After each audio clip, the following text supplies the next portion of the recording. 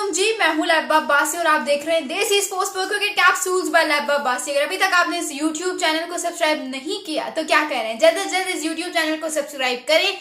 और आप लोगों को पता ही चली क्या होगा मेरी ड्रेसिंग से, मेरे कपड़ों के कलर से, कि आज किसका मैच था। बिल्कुल सही सुना आप लोगों ने, पाकिस्तान वर्सेस ऑस्ट्रेलिया की 3 मैच T20 सीरीज का जो है वो आज पहला मैच था और ब्रिस्बेन द गाबा में खेला जा रहा था।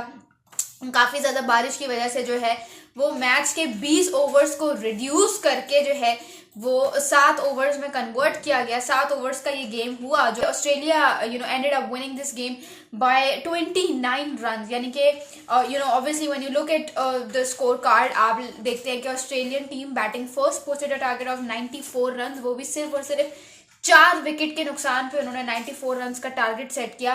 पाकिस्तान जो है उनकी टीम जो है बहुत लड़खड़ाती हुई नजर आई, 64 रन बनाए सके और 9 विकेटों के नुकसान पर उन्होंने ये 64 रन बनाए। अब यहाँ पे अगर मैं आप लोगों को फिगर्स बता दूं 8-0-3-4-4-0, ठीक है, ये आप फिगर्स कह सकते हैं पाकिस्तान के टॉप 6 बैट्समैन के फिगर्स हैं, जिसमें कौन आता है, साहिबजादा फरहान, बाबर आजम, मोहम्मद रिजवान, उस्मान खान, सलमान अली आगा, इरफान खान नियाजी। ये पाकिस्तान के टॉप 6 बैट्समैन हैं जिनका स्कोर डबल डिजिट में गया ही नहीं, ठीक है। अब मैच से पहले मोहम्मद रिजवान ने क्या बात की थी, उन्होंने बात की थी कि हम तो जो है वी आर लुकिंग फॉरवर्ड कि हम ये सीरीज वाइट वॉश करें, लेकिन पाकिस्तान जो है अपने से एक तो होता है ना आधे, आपकी कंपैरिजन में आधी इनएक्सपीरियंस टीम, उनकी ऑलमोस्ट पूरी इनएक्सपीरियंस टीम है, ठीक है, ऑलमोस्ट पूरी टीम में, और ग्लेन मैक्सवेल है, बाकी बचता कौन है एक्सपीरियंस, मुझे खुद बता दो। जेक फ्रासर मैकगर्क जो आपके पास एक ले दे के एक थ्रेट रह गई थी, जेक फ्रासर मैकगर्क, वो भी नहीं चला, सिर्फ ग्लेन मैक्सवेल चला और थोड़ी बहुत जो है वो टिम डेविड ने बैटिंग कर ली। और चला कौन है, सॉरी टिम डेविड कह रही हूँ, मार्कस स्टोइनिस ने 21 ऑफ 7 बॉल्स, 2 चौके और 1 छक्का, मैक्सवेल ने 5 चौके 3 छक्के मारे। तो ये जो है सारा था। तो पाकिस्तानी बॉलर्स की तरफ से देख लो, यहाँ पे मैं आती हूँ कि बेसिकली गलती क्या हुई, इस पे पूरा हम एनालिसिस करेंगे, लेकिन मुझे बड़ा दुख हुआ, लेकिन दुख जो है वो मैं उसको हावी नहीं होने दूंगी अपने ऊपर, बिकॉज इससे पहले हमारी ऐसी फीट्स हैं जो हमने बड़े अच्छे से अचीव की हैं, वो भी फुल स्ट्रेंथ साइड को हरा कर अचीव की हैं। तो ऐसी कोई दुख वाली बात नहीं है, थोड़ा बहुत जाहिर सी बात है अफसोस है कि यार हम ये मैच क्यों हार गए, हमारी बैटिंग इतनी बुरी क्यों थी, हमारी बॉलिंग इतनी बुरी क्यों थी, हम इतने अंडर कॉन्फिडेंट क्यों लगे। हमें तो कॉन्फिडेंट होना चाहिए था, ओवर कॉन्फिडेंट नहीं, हमें कॉन्फिडेंटली उतरना चाहिए था ग्राउंड में कि हमने इतनी अच्छी फीट अचीव की है। उसके रिस्पॉन्स में इस तरह की परफॉर्मेंस, तो ये तो बिल्कुल जिसे कहते हैं एक समझ से बाहर, एक समझ से बालातर बात होती है। ये तो मुझे वो लग रही है, ये तो मुझे समझ ही नहीं आ रही कि ये हो क्या रहा है, कि मतलब ऐसा क्या था कि आपकी टीम परफॉर्म नहीं कर सकी। साहिबजादा फरहान को जो है प्लेइंग नेक्स्ट टाइम में ओपनिंग पोजीशन दी गई, I thought that he might come 1 down, but उनको ओपनिंग पोजीशन दी गई।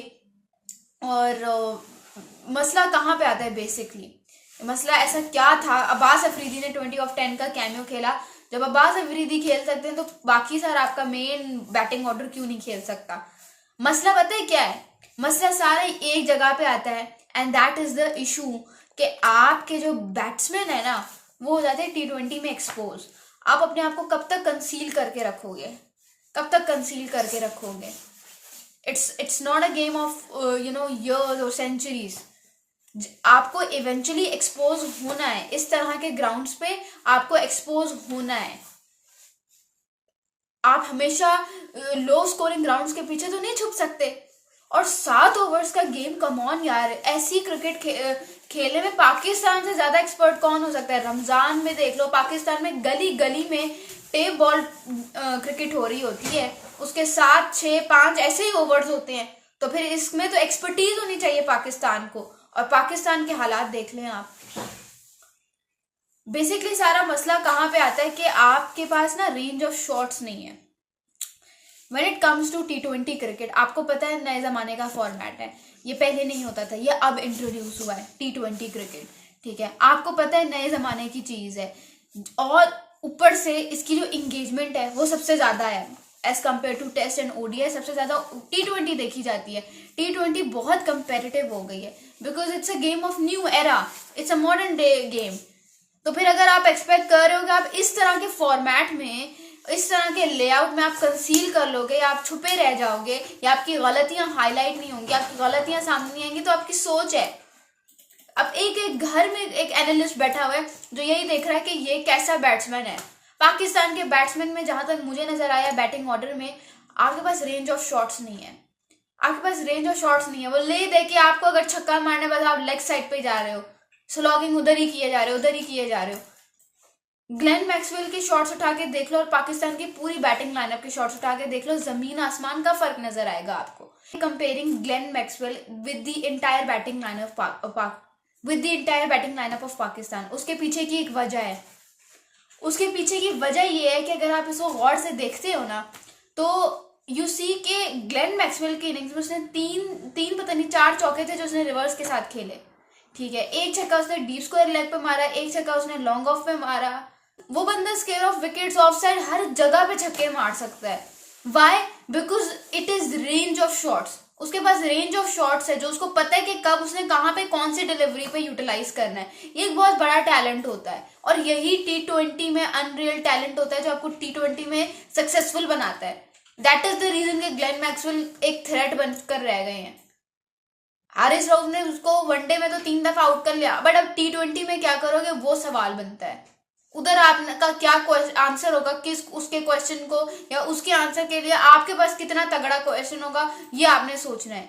यहाँ से आपको एक जो मेंटेलिटी बनी हुई है ना कि बॉलर के सामने इतने प्रेडिक्टेबल बन जाओ कि उसको आपको आउट करने में 2 सेकंड ना लगे, इस मेंटेलिटी को खत्म करना है। उसके लिए इतने अनप्रेडिक्टेबल हो जाओ कि उसको लगे कि